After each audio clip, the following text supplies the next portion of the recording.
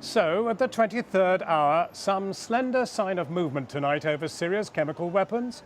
After an almost throwaway comment by the US Secretary of State John Kerry in London this morning, suggesting that Syria could avert a missile attack if it handed over such weapons within a week, Russia suggested that they could instead be put under international control beyond use. A plan welcomed by the Syrians themselves. Well, earlier in an interview with one American network, President Assad warned of the repercussions of any American attack. All this as America's politicians gather here on Capitol Hill for debates and votes in Congress on the Obama plan. Our Foreign Affairs Correspondent Jonathan Miller, here on the ground in Washington, has this. It's a big week for democracy in America as its Nobel Peace Prize winning president presses his case for going to war. And the pros and the antis do battle in Washington. Time's running out for Barack Obama as he works to win hearts and change minds in this war-weary, recession-bruised, isolationist, skeptical superpower. The interview the world is waiting to see. Today, US TV plays host to two presidents. Obama's network interviews tonight pipped at the post by Bashar al-Assad, who popped up on a big morning show. What can you say to the president who believes chemical weapons were used and were used by your government, that this will not happen again? I will tell him very simply, present what you have as evidence to the public. Be transparent. And if he does? If he does. If he presents that evidence? He didn't present it because he doesn't have, Kerry doesn't have, no one in your administration have. If they had it, they would have presented it to you as media from the first day. They have presented it to the Congress. Nothing. Nothing was shown presented. the Congress what they have and the evidence they have from satellites, intercepted messages, and the like. Nothing presented. Nothing has been presented so far. Will there be attacks against American bases in the Middle East if there is an airstrike? You should expect everything. You should expect everything. Tell me what you mean by expect everything. Expect every action. President Obama will be on this network and 5 others tonight, trying to persuade the American people that the United States cannot stand by and do nothing as children are gassed in Damascus.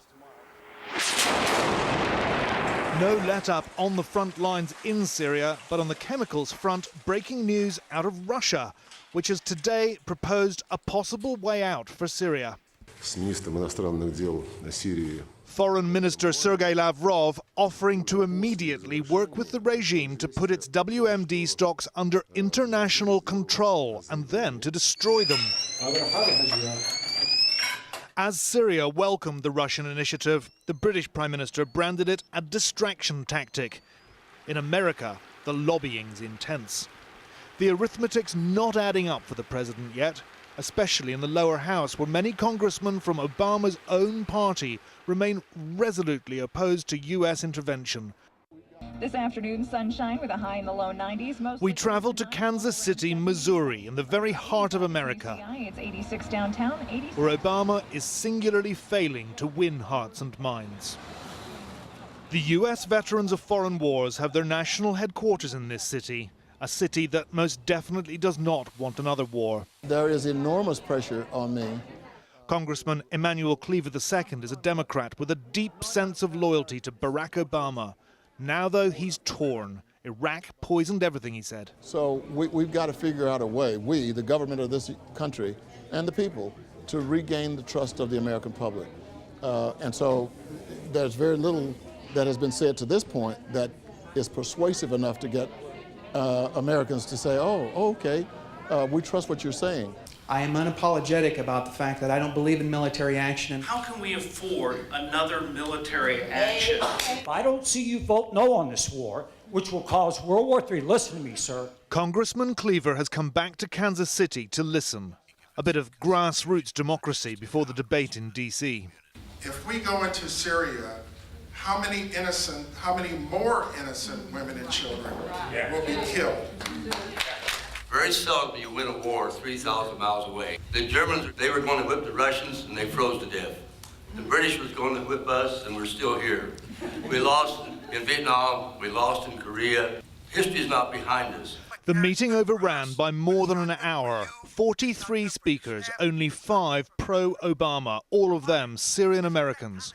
We know who's Assad. Assad is the devil, and we would like U.S. to try to do something about it. I'm shaken up because I don't know what we should do at this point when there's people dying as we talk. What do we do? I don't know, sorry. I don't appreciate the president that I voted for twice telling me that he's going to act unilaterally without the approval of the American people through our elected representatives. I appreciate you coming to us to get the earful that you're getting tonight. You know, I can't help thinking that if Emmanuel Cleaver really has been listening to the voice of these people who he represents in Congress, and if he really is going to vote in accordance with their wishes, then Barack Obama has got a problem. Will you vote in accordance with what you heard them say tonight? Well, the overwhelming majority of the people in my district are responding in a way that has to be interpreted that they want me to vote no. And if I had to vote at this very moment, right now, my vote would be no. This conflicted congressman is today back in Washington. On this issue, Emmanuel Cleaver is cleft, aware of the damage a no vote could do to Obama. As it stands, the president faces an almost impossible task, a heavy lift, as they like to say here. Jonathan Miller, Channel 4 News, Washington.